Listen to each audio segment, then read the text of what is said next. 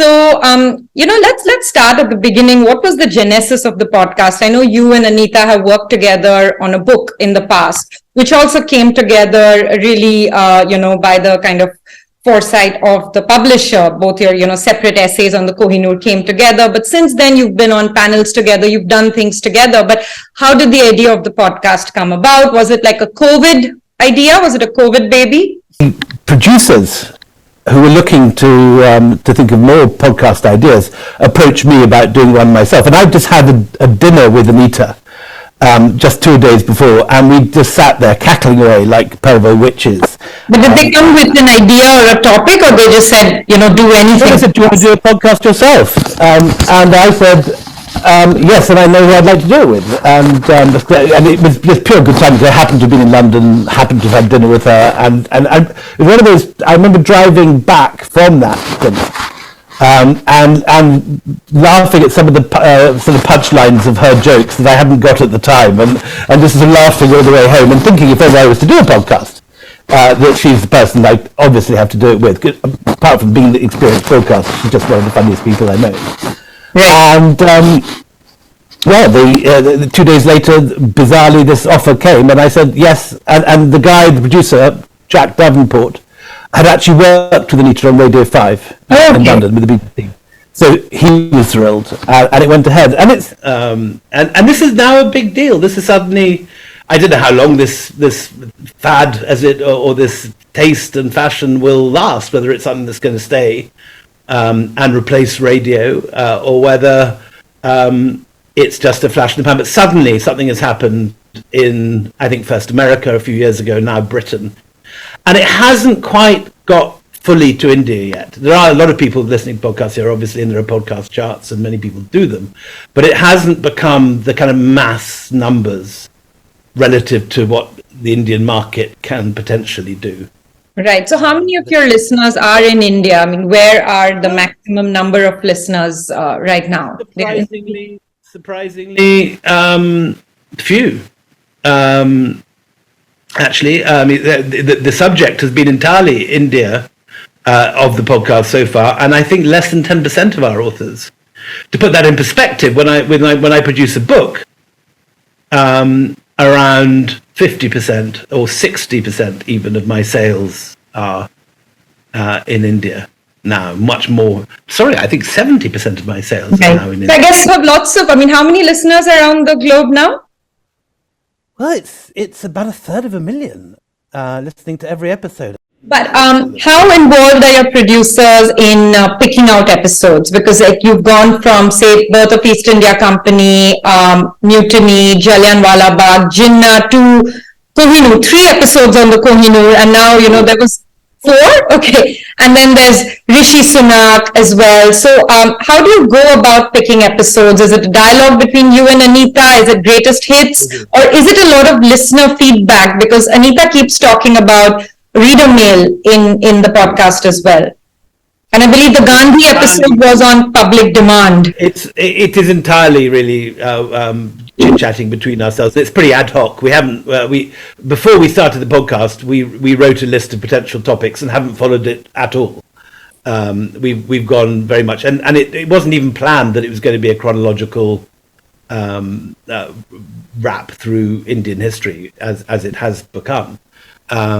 And the rest is history. That was really our model, and the only pod that I was listening to that was remotely similar was erratic. One day it would be an Anglo-Saxon king, the next it would be a Roman emperor, and then it'd be off to the Persians and Darius or something, and then back to Stonehenge. So it would go all over the place, and we, I think, by accident rather than design, have ended up with this chronological progression.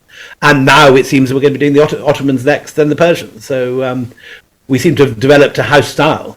Early episodes are really all about a lot about your expertise. I think the first 2 kind of are covered in anarchy, and then you have the early Mughals, and that was one of my favorite episodes. Actually, I think the third or fourth one, which was about the white Mughals. You speak so tenderly about that period, and there are lovely insertions of poetry. You read out a letter by Ghalib to his grieving friend, which was hilarious, and of course the Bahadur Shah Zafar, very sad poem. Just to give listeners of this interview a taste of your podcast, in case they haven't yet heard it, do you have the Ghalib letter somewhere handy around you? The people often, I think, in India think of Ghalib rather solemnly as this. Yes, which is why the letter was really funny and surprising. And as so often with sort of great poets, one thinks of them as these very sort of weighty and existential poets. But Ghalib wasn't at all like that. Famously, Ghalib, when he heard that the pious Sheikh Sabai had been made the poet laureate, said, "How can Sabai be a poet? He's never tasted wine, nor has he ever gambled, nor has he ever been beaten with slippers by lovers, nor has he seen the inside of a jail." So he was that sort of, he was a rake. He was famously from an aristocratic background, but never had any money. He loved his wine, he loved his mangas, and he loved women.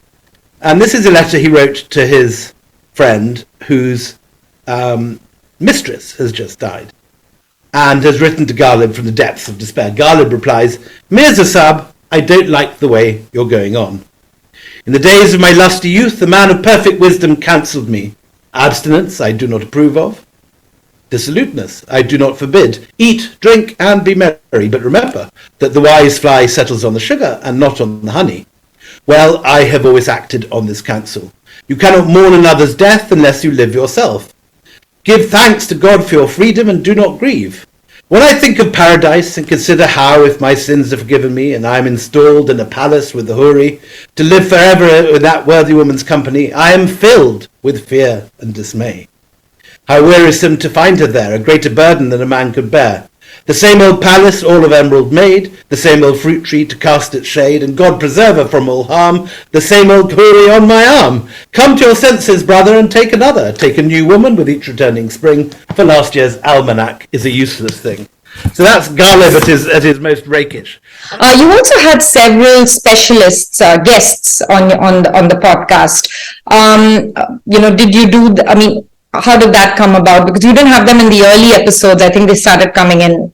Guha was the first. So it's always quite difficult to know whether to just go it alone in a sense with just the two of us, which is fine when it's something we've written together already, or it's something one or the other of us have written and we know backwards. But for example, when we're coming up to the Ottoman Empire, and are we capable of doing Ataturk on our own, or the Greek War of Independence, or whatever it is?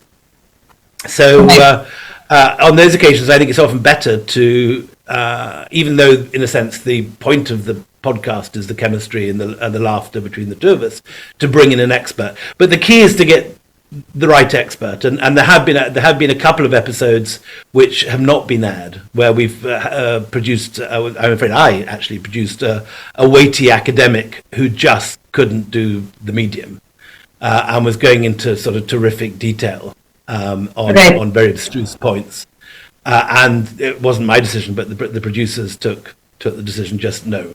Right. Okay. There's also a lot of, course correction, as in kind of correction of facts that we think we all know. For instance, I think in the Mountbatten episode, you've said that you've never found the phrase divide and rule being used. And I think for any Indian child who encountered a history textbook, which is me, I went to schools here in India. Divide and rule is almost, the kind of the top phrase when you're taught about the Radcliffe line or the British in India. My work on the East India Company, and it may well have been something that was used in the Raj, in a sense, after my period of expertise is over. But no, that is very much the case, and you're right. It's something that every Indian thinks was a deliberate ploy from the beginning, and that's how the wicked, devious British conquered India. Right. And I have not come across that. I found, the policy effectively being used, and for example, when they managed to. There's a very crucial moment in the history of the East India Company when the Marathas declare war on the company in 1803, and the company is having to face at once the two very highly trained armies of Scindia and Holkar. And Lord Wellesley manages to set them against each other by delivering a letter that he's captured, where I think Holkar is rude about Scindia, or Scindia is rude about Holkar. I can't remember the exact detail, but basically, he does effectively divide them. But that there was a policy called divide and rule that was sort of manifested every day in British rule is not something I've come across, and if it did exist, it was in the Raj. But I've been working on the East India Company for 20 years. Never once have I come across that in a company letter. The episode on the death of Queen Elizabeth. Interestingly, I think, the whole world is watching Crown right now. I just finished watching it 2 days ago. But you speak about how it had, both you and Anita go to great lengths to talk about the extreme reactions to her death around the world. How there were Indians who reacted, Indians of a certain kind of leaning reacted favorably, had kind of fond memories, whereas there were people who, very critical op-eds around the world. And in a way, it's symbolic of reactions to the empire, I suppose. What have been some of your most interesting responses, both good and bad, either to that episode or, just general listener feedback for your episodes? What's been your most popular episode, would you say? That was our most popular episode, but it was also the episode we were most worried about, because it was a very difficult thing in that, and I found that many of my colleagues working on imperial history found the same thing, that you had, on one hand, this strong intellectual feeling that the monarchy is something which is problematic and that has been connected with imperialism, and that obviously all of us at the centre or the left would embrace something that was more strongly democratic. A monarchy seems to reek of a pre-modern era without democracy. And it's certainly true that the monarchy was involved in many of the darkest moments of British imperial history, whether it's the Queen Victoria being Empress of India, or whether it's the slave trade earlier, which the Royal Africa Company was heavily backed by the Crown. On the other hand, when the Queen died, the whole country was convulsed in mourning, and it was as if the furniture had suddenly, all your life was suddenly removed from around you. I mean, I grew up in the 60s and 70s in Scotland. The Queen was on every stamp. Every time we took a coin from our pocket, she was there. We used a slot machine or put it in a parking meter. There she was, and suddenly she was dead. So it wasn't the moment to be going out saying the Queen was the root of all evil and telling home truths about empire, and this was, our podcast came out I think 3 or 4 days after her death, and so we had a very difficult decision to make on what was the right response to this and get the tone right. And I was actually in Italy at the time and was very, very anxious that we were going to not find a way to, in a sense, bridge our two listenerships, that all our listeners in India and elsewhere would expect us to be extremely critical of the monarchy, and everyone in Britain would expect us to be respectful to the recently deceased Queen.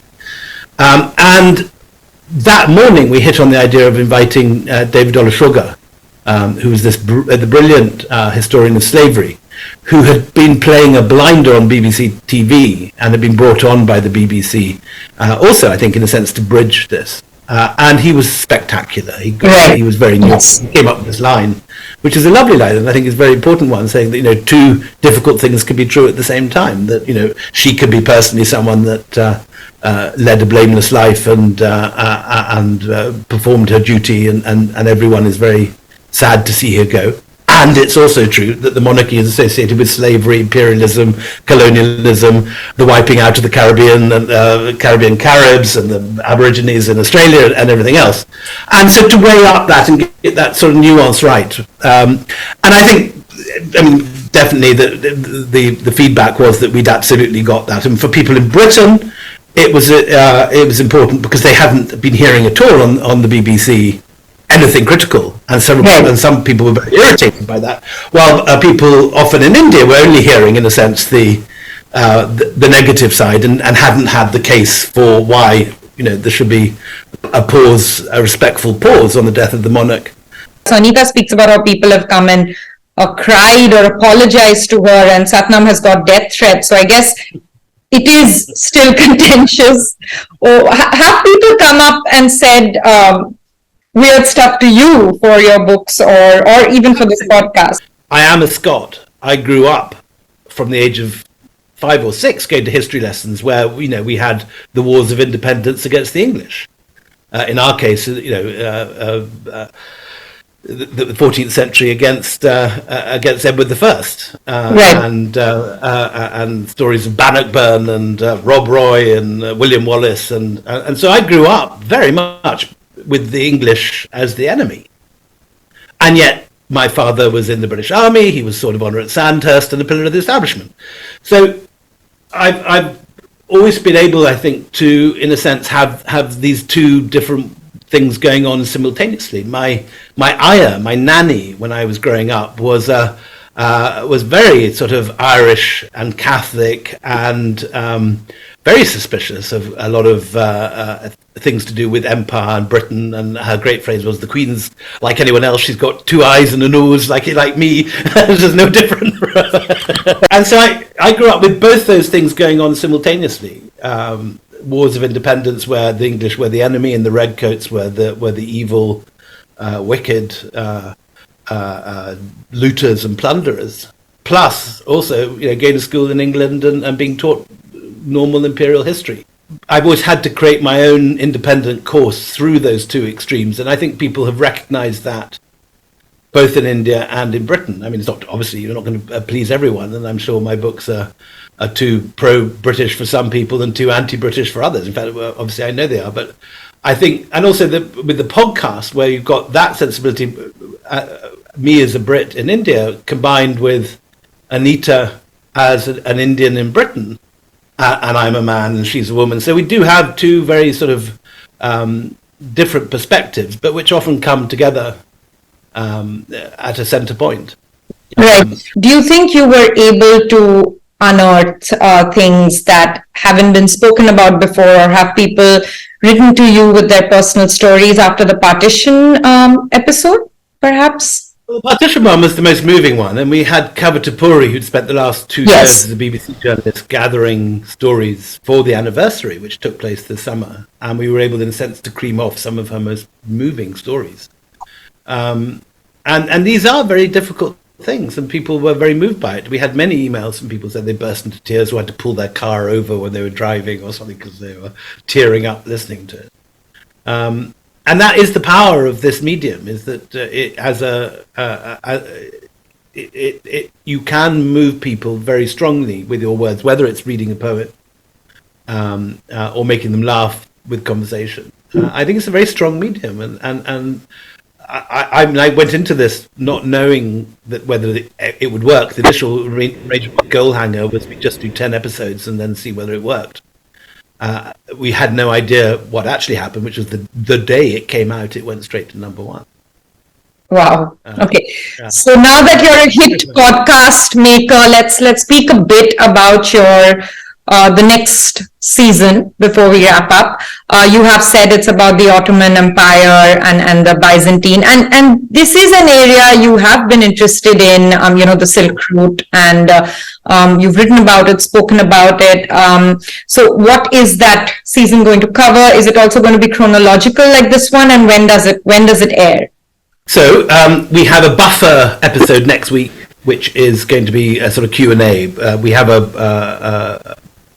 an email address, which is empirePodUK@gmail.com, and anyone listening to this is welcome to send in questions. And so we're going to have a buffer between the two episodes when we just do a Q&A where people will send in their questions, and we're going to endeavour to answer some of the questions that we haven't answered.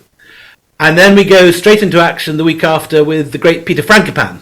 Who has a new book out also, but which isn't to do with the Ottomans. Yeah. Right. But this is actually going back to his first love, which was Byzantium. He was originally the professor of Byzantine history at Oxford before he was elevated to global history. The historian of the world. And Peter's going to paint to us this picture of the declining world of Byzantium with the rise of the Ottoman Turks, which of course will be very familiar to anyone that's sat there watching Ertugrul, which is the first media to come out of the Middle East, which has taken larger numbers than either Hollywood or Bollywood. It was really the most watched series in the world. And dubbed into a whole bunch of languages all around, Languages. Fatima Bhutto wrote about it 3 years ago. I don't know how many now. Right. So yes, so this was this massive hit, and I think that's what we're hoping is going to maybe prepare people, because this is now a popular media. Who are some of the other guests that you're planning to have in the second season? So the next one is going to be for the height of, that's the end of Byzantium and the rise of the Ottomans. For the peak under Suleiman the Magnificent, we have this extraordinary scholar called Mark Bayer, who came to the Jaipur Literature Festival last year, and he is going to talk about this period when the Ottomans, people think of them as, you know, sitting in Turkey and sort of running maybe a little bit of the Levant. What we forget is that at the peak of their power, the Ottomans controlled the whole of the Mediterranean south, controlled the Red Sea. Ottoman fleets had conquered Daman and Diu then later taken over by the Portuguese and then became part of India. But the Ottomans held territory that's now in India, which most people are unaware of here. This is before the Mughals emerged down the passes from Afghanistan. They also were involved politically because they were in a kind of global struggle against the Portuguese. And so they were arming the Portuguese enemies as far away as Sumatra, trying to control the Malacca Straits to stop the Portuguese operating through what's now Singapore, and stopping their traffic. At the same time, they were arming other groups against the Spanish and the Portuguese in Iberia. There were still Muslim resistance groups at this point hanging out in various sort of last mountainous regions in Iberia. And the Ottomans were arming them. We think of sort of, sending weapons to insurgent groups as something that really, only began in the 1960s or 70s. But far from it. It was there in the 16th century, and the Ottomans were dab hands at it. So it's going to be, in a sense, the Ottomans as a global empire, which is something, again, often forgotten. And then we've got the whole of Persian history. That's the third season. That's planned as well. Wow. It's going to be part of season 2. Okay. What are some of the podcasts or if you know Anita's preferences, since she's not here with us, and if you know them, it'll be good to know what the two of you listen to. So, Anita, I know, loves The Rest is Politics. Also from our stables, and I like The Rest is History. Also, that's not just being loyal. I think it is. That's very loyal of you. We totally do. The person who's the big sort of podcast buff in my family is my daughter Ibby, who has taken a huge interest in this. So she isn't particularly interested in my books, but has got very excited by the podcast and listens. And that's why she's given you tips on how to be better, which you shared on Twitter. One of them was don't interrupt Anita too much. Exactly that. Okay. And I know that she has this sort of, whenever you go downstairs to make your coffee in the morning, Ibby is there already listening to The Daily, which is her favourite podcast, coming out of the New York Times with somebody called Michael Morbarrel. Very New York Times voice that this is Michael Morbarrel. You get addicted to these sort of the way people say things. But it's become, I think this is a growing thing. I don't know whether it's replacing radio. I don't know whether people in India are aware of it, but there was a big exodus of some of the biggest political journalists out of the BBC this summer, particularly somebody called Emily Maitlis, who maybe Indian viewers would know as the person who did the famous and catastrophic interview with Prince Andrew. When he swore that he'd never perspired and all that sort of nonsense. So Emily Maitlis left the BBC very publicly, and she started something called the Newscasters. I can't remember what it's called, but it's anyway. That's vies with The Rest Is Politics for the front page, the top spot on the charts. We're at the moment sitting somewhere. Usually we in the top 10 and occasionally sink down to about 20. But so we're not at all on the same level as as The Rest Is Politics or The Rest Is History. But I think we've had a stronger start than either of them, and at 1/3 downloads, it's certainly worth getting out of bed for. It is, incidentally. It's and your next topic kind of goes broader, in terms of geographically, and also I guess more people are interested. It covers a broader span. So here's to getting bigger and better, and all the best. And thank you, William.